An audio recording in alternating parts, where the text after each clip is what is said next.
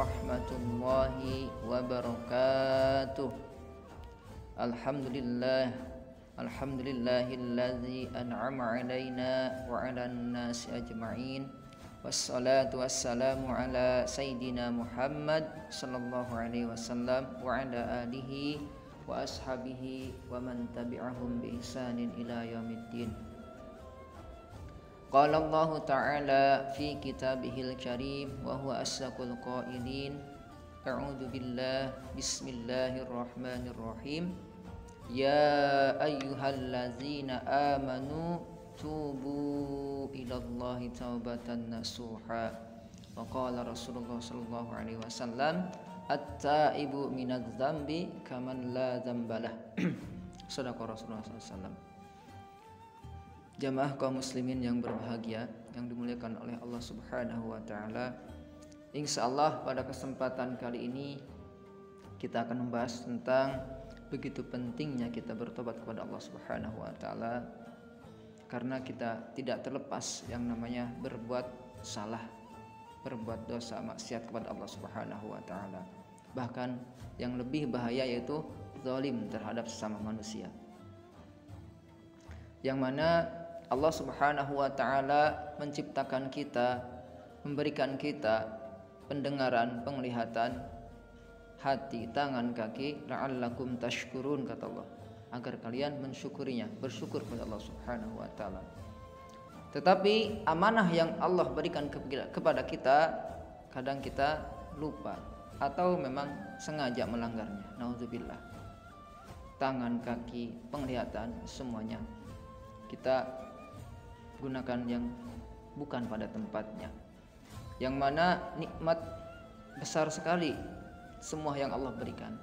Contohnya ketika kita pegang lidah kita yang kecil, kita pegang dengan tangan kita, maka kita tidak bisa bicara. Subhanallah, nikmatnya besar dari lidah itu. Tangan, kaki, mata juga sama. Yang mana kata Allah dalam Al-Quran, apa yang Allah berikan kepada kita semuanya adalah untuk ibadah kepada Allah, untuk ibadah akhirat dulu, pentingan akhirat dulu. Wabtagi fima atakallahu darul akhirah, kata Allah. Tuntutlah, jadikanlah apa yang Allah berikan kepada kamu, kepada kita semuanya, darul akhirah, ibadah akhirat dulu, kata Allah Subhanahu wa taala. Baru wala tansa nasibaka minad dunya, tetapi yang paling utama diutamakan adalah ibadah akhirat.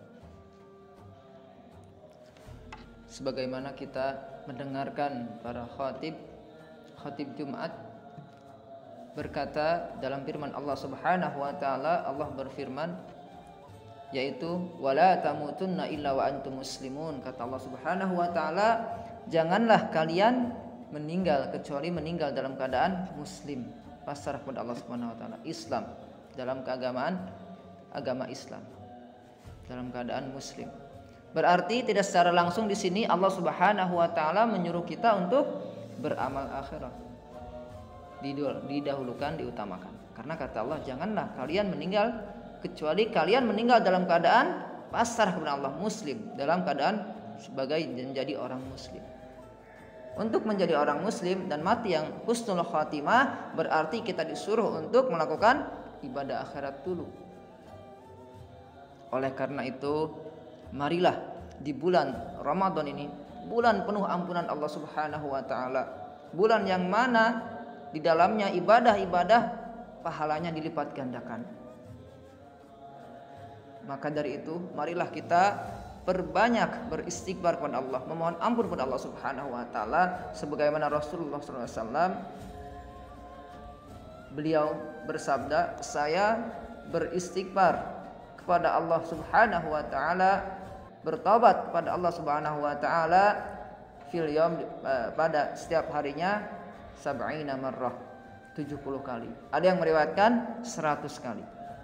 Yang mana Rasulullah sallallahu alaihi wasallam manusia pilihan Allah Subhanahu wa taala, Habibullah, nabi terakhir, nabi pilihan yang mana sudah diampuni dosa-dosanya, tetapi beliau masih memohon ampun kepada Allah Subhanahu wa taala, bertobat, yang mana setiap harinya tidak kurang, tidak lebih atau lebih dari 100 kali.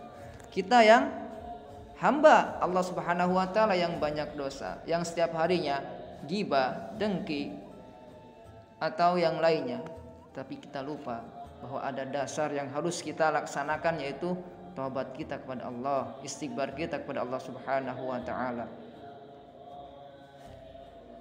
Yang dikatakan dalam Al-Qur'an, kata Allah Subhanahu wa taala, ya ayyuhallazina amanu tubu ilallahi taubatan nasuha. Di sini para alim ulama menafsirkan ayat ini, di antaranya kata Hasan Al-Basri radhiyallahu an, at-taubatun nasuha, taubat nasuha, apakah hiya an-nadmu bil qalbi, yaitu adanya penyesalan dalam hati. Penyesalan dalam hati. Setelah itu kata Imam Hasan Basri, wal istighfaru bil lisani. Yang kedua, istighfar dengan lisan, memohon ampun kepada Allah Subhanahu wa taala, memperbanyak istighfar. Dan yang ketiga kata Imam Hasan Basri, yaitu wattarku bil jawarih, yaitu meninggalkan dengan anggota tubuh kita, tangan kaki kita, meninggalkan dalam kemaksiatan, berbuat kesalahan kepada Allah Subhanahu wa taala dan makhluknya. Itulah 3. Dan yang terakhir kata Imam Hasan Basri, wal idmaru alla ya'uda, dan mengazam, berniat tidak akan mengulangi lagi. Ketika itu sudah terjadi, maka insya Allah itulah yang dinamakan taubatan nasuha. Tetapi kalau kita hanya taubat sama Allah, istighfar, mohon ampun, beristighfar, ketika hatinya tidak menyesal atau hatinya menyesal tetapi masih mengulangi lagi perbuatannya, maka itu tidak dikatakan taubatan nasuha. Oleh karena itu, marilah kita manfaatkan di bulan Ramadan ini, bulan keberkahan Allah Subhanahu wa taala, bulan rahmatnya Allah, ampunan Allah sangat luas di bulan Ramadan ini. Maka kita manfaatkan waktu sebaik mungkin untuk mohon ampun kepada Allah Subhanahu wa taala. Semoga Allah Subhanahu wa taala menjadikan kita hamba yang hakiki, hamba yang taat kepada Allah Subhanahu wa taala, dan hamba yang dicintai oleh Allah Subhanahu wa taala, sebagaimana kata Allah Subhanahu wa taala dalam firman-Nya, innallaha yuhibbut tawwabina wa yuhibbul mutatahhirin. Sesungguhnya Allah Subhanahu wa taala adalah Allah itu menyukai orang-orang yang bertobat dan orang-orang yang bersuci, mensucikan diri. Semoga kita termasuk dalam ayat itu. Wabillahi taufiq wal hidayah. Wassalamualaikum warahmatullahi wabarakatuh.